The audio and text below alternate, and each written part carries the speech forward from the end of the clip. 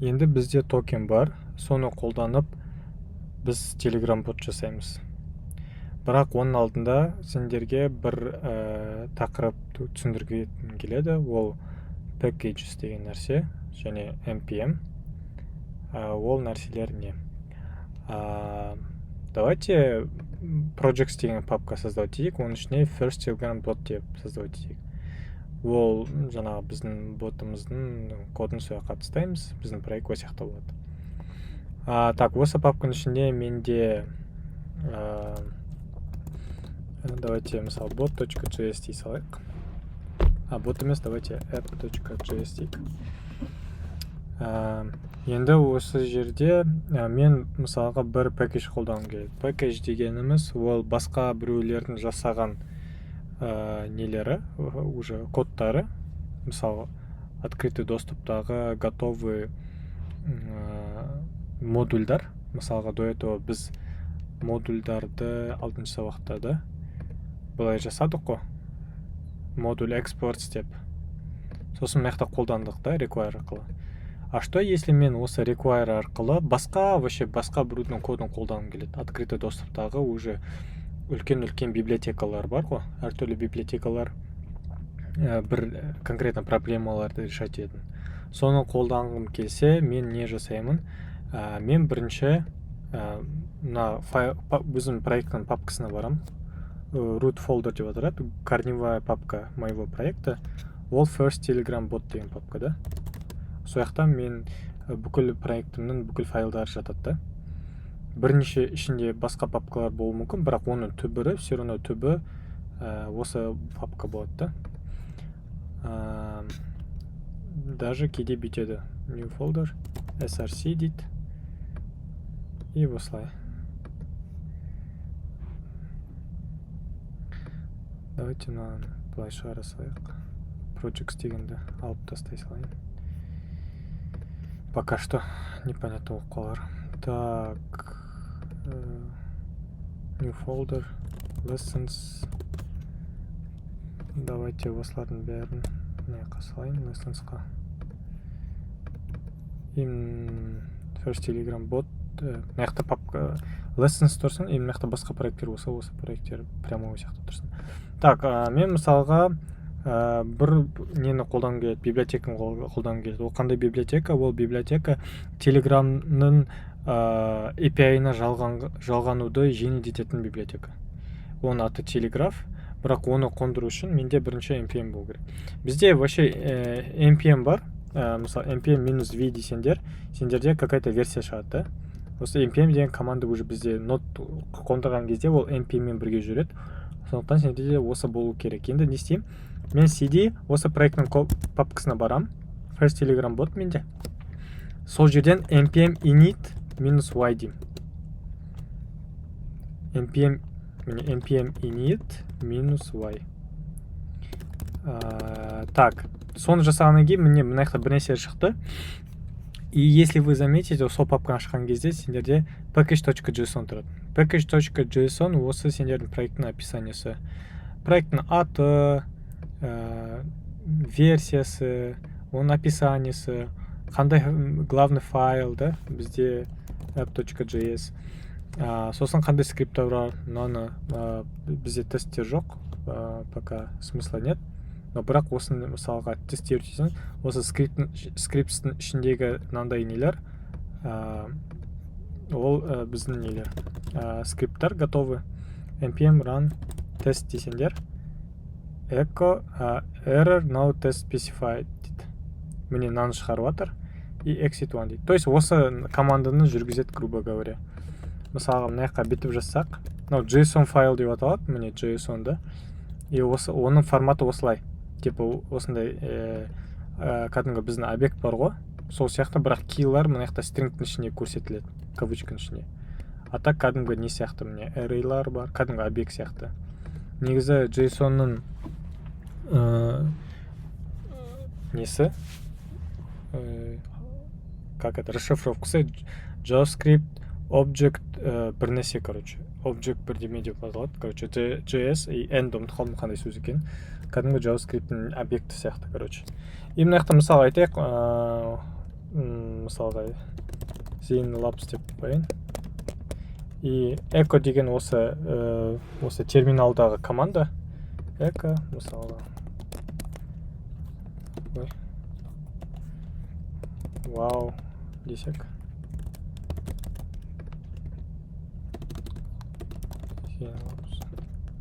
Міне вау деп шығарды. Вот осылай біз командаларды добавлять ете аламыз, но ол қатты маңызды емес. Қазір вообще қалай жұмыс жасайды екенін түсіндіріп жатырмын. npm init деген команда осы файлды создавать етті. Там keywords, это типа теги, как будто кім автор, мысалы мен мына жаққа жазып қоямын Алихан Ойтан деп. License ICS Traversen, ISC точнее. Вот, бізге ең маңызды нәрсе қазіргі моментте ол жоқ мына жақта. Оны қалай енді вообще мына файл не үшін бізге керек? Қазір түсіндірем. Давайте неге барайық? GitHub, Telegraph дегенге барсаңдар. Telegraph. Осындай страница ашылады. И ол жерде бұл жаңағы мен айтқан библиотека, который Телеграмға доступты жеңілдететін библиотека. API-ді оболочкасын жазады. То есть біз осының ішіндегі функцияларды қолданып Telegram бот жасай аламыз. Енді қалай бұны қалай қолданамыз? Ол үшін npm install Telegraph дейміз. И ол загрузка жүріп жатыр, жаңағы файлдарды скачать етті. И мына жақта айтады 17 package қостым дейді, audited 18 package in 3 seconds дейді. Found zero vulnerabilities. Ну, типа 0 вообще проблем. 17 package жазылдым дейді. Потом почему? Потому что Telegraph'тың ішінде, өзінің ішінде осындай package.json деген файл бар тоже. Оның ішінде 17 или там, 17 емес, скорее всего 16 басқа package бар. То есть ол өзі басқа package-лерді қолданады. Сондықтан 17 типтер бір емес. Енді мына жақта байқасаңдар осындай линия қосылды. Dependencies дейді. Dependencies деген ол зависимости. То есть наш проект First Telegram bot зависит от Telegraph. Тағы да бір npm install бірнәрсе десек, одан да зависит етеді. То есть мен проектім жұмыс жасау үшін менде Telegraph деген package установлен болу керек деген сияқты ғой. Енді бұл файл не үшін керек? Бұл файл керек, чтобы басқа проекттер біздің, мысалы біз бір командада жұмыс жасаймыз, или мен пакэджімді басқа адамдар қолданады, и оларда, чтобы осы мен проекттің жұмыс жасау үшін, олар мысалға осының ішіндегі қандай пакэдждер бар екенін біледі, и осы арқылы установить етеді. Мысалы мен новый адам болсам, менде node modules деген папка болмайды. Почему? Потому что мен жаңа npm install Telegraph деген кезде мынау пайда болды, осының ішінде барлық пакэдждер. Мысалы Telegraph тұр. Неге қалғандары тұр десеңдер, потому что Telegraph осыларды қолданады. Или Telegraph'тың ішінде қолданатындары біреуі осыларды қолданады. Түсіндіңдер ма? Мысалға ішінде так, қайда ол? Package. Так, мына жерде тұр. Міне и мына dependency. Міне көрдіңдер ма? Осыларды қолданады, и еще мыналарды қолданады. Қаншама бар. Не суть? Енді бізде осы папка бар, бірақ осы папканы мен GitHub'қа салып қойсам, ол слишком көп файлдап, тем более ол уже интернетте бар. Енді не істейді адам? Мына папкасы жоқ болады ол адамда. Мен кодымды пул жасайды GitHub'тан. Ол просто npm install дейді. Сол кезде ол барлық нелерді установить етеді. Мысалы, қараңдар. Мынаны удалить етіп жасасам. Move to trash. npm install десем, ол қайтадан установить етті барлығын. Көрдіңдер ма? То есть біз GitHub'қа мына node modules-ты салмаймыз, и басқалары оны спокойно восстановить ете алады. Потому что барлығы интернетте бар. Енді мына package log деген ол конкретный, ол бізге керек емес. Ол жаңағы компьютерге керек, бірақ біз оның ішін ашып қарамаймыз. Мысалы package.json ішін ашып қарай аламыз, бізге интересно болған. А package.log бізге интересно емес, потому что ішінде слишком көп керек емес бізге программист ретінде информация бар, бірақ компьютерге керек. Оның ішінде каждый package-ның конкретный версиясы көрсетілген. Мысалға, мына жақта мен тек қана телеграфтың версиясын көрсетіп қойдым ғой, 4.12.2, ну точнее автоматически последний версиясын установить етті. А package.logтың ішінде телеграфтың ішіндегі паккедждардың версияларын тоже көрсетеді, солай да. Сол үшін бұл жаңа компьютерге керек информация. Так, енді менде телеграф деген паккедж бар. Оны мен бүйте аламын. Const bot равняется require, естерінде болса да, имнақта телеграф деймін. Енді мен мына документацияны қараймын. Получается, мен қалай қолдана аламын дейді да, вообще. Айтады, мына жақта экзамплдар бар, осыларды қолдансам болады дейді. И давайте қолданайық. Так, мынаны қолдана салайық. Көп примерлар бар екен.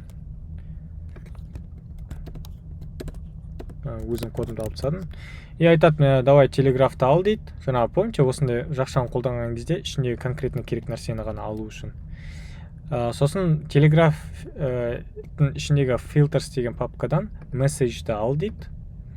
И айтады, типа, const bot равняется new telegraph process env bot token. Қазір оның не екенін түсіндірем. Сосын жаңа bot.start, help, on, here's, launch деген нелер, методтары бар екен. Осы bot деген неде, объектте. И потом мынандай нелер бар, процесске байланысты тоже методтарын шақырады. Енді бірден түсіндіріп кетейік. Қай нәрсе бізге вообще керек? Launch керек. Here's окей, on керек емес пока. Help тоже керек емес. Start керек. Осылай істейік. Так, енді bot. Bot равняется new telegraph process env bot token. Давайте process env bot token дегенне. Environment variables деген нәрсе бар. Ол процесстің ішіндегі на уровне процесса, да, на уровне близкие к машине variableдар болады. Оларды алу үшін процесс env арқылы қолданасың, и жаңағы точкадан кейін жаңағы сол env variable'дың атын бересің. Мысалы, мына жақта bot token деп тұр. Оны қалай мен компьютерге берем? Оны при запуске берем, да? Так, мынау қолданбаймыз, да? Мұны message деген нәрсені удалить етсем ғой, алып тастайық. И оны қалай берем? Оны мен не арқылы берем? Осы жақта жазам. Bot token деймін, да? Міне мынау ғой аты. Маған осыған информация беру үшін осы жаққа сразу жазам, да? Bot token равняется, мысалы, менің токенім бар. Скопировал, вставил. Енді просто айтам node src app.js, да? Мен потому что жаңа first telegram боттың ішінде тұрғасын сөйтіп жатырмын. Жүргізем. И енді мынаның ішінде process env bot token деген ол мынаған тең болады. Түсіндер ма? Потому что мен тен арқылы осыны передавать еттім. Мынау осы жаққа токен, жаңа Telegram берген токенім осылай тұр, да? И осылай әртүрлі информацияны осылай беруге болады при запуске. Сол олар осылай битіп жазылған нелер, данныйлар, это environment variables деп аталады мене былай. Environment variables. Ағылшынша. И получается соны на функцияға бер дейді.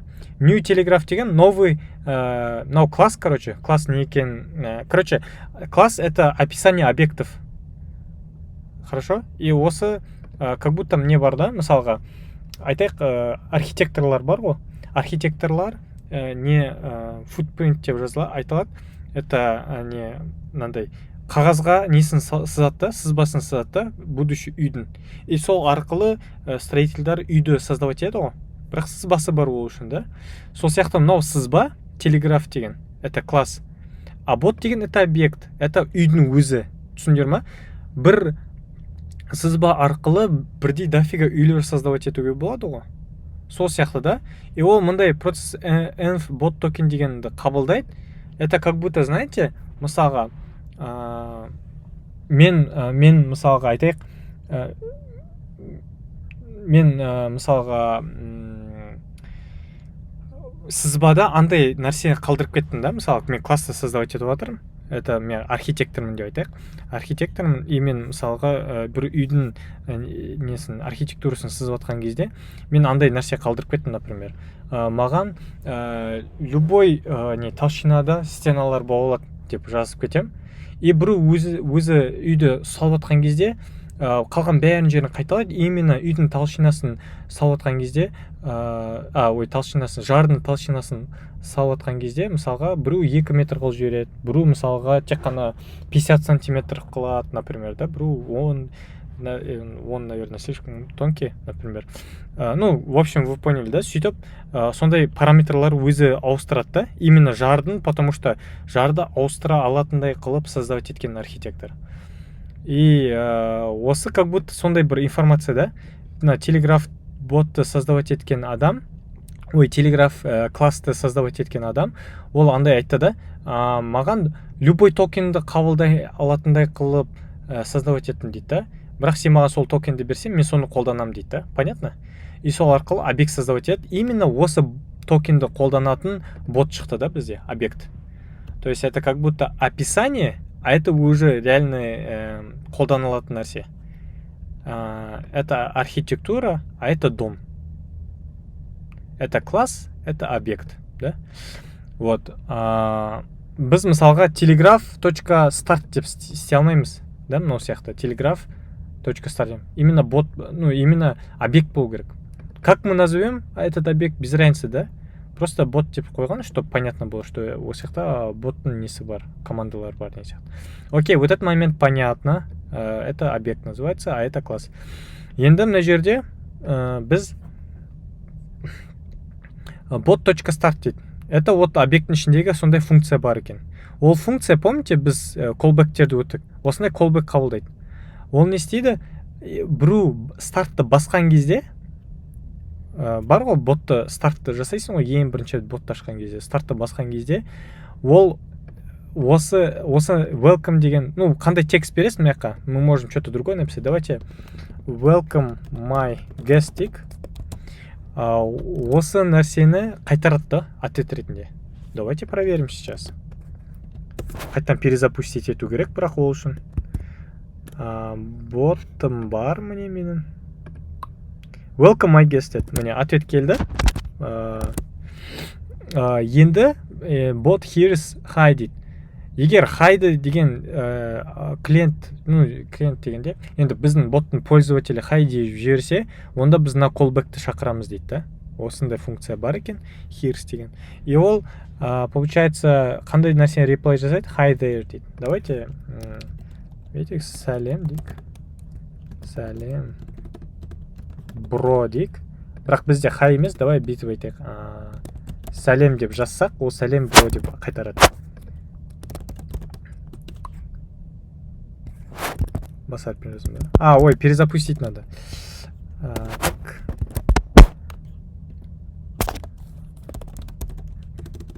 Давайте любой бірінші жазайық. Көрінері дымда демейді. Именно сәлем деп жазсақ, бірақ сәлем бро дейді. Понятно, да? Так, енді bot launch деген не? Ол, короче, бүйтеді. Мына нәрселер, ивенттер, да?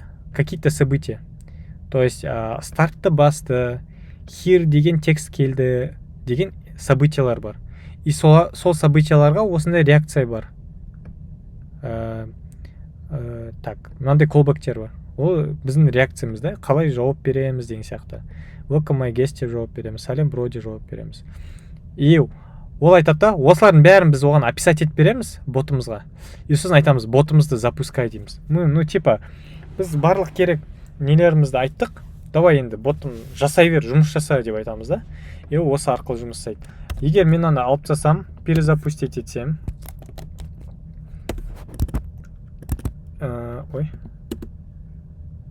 көрінер ма? Бітіп қалады.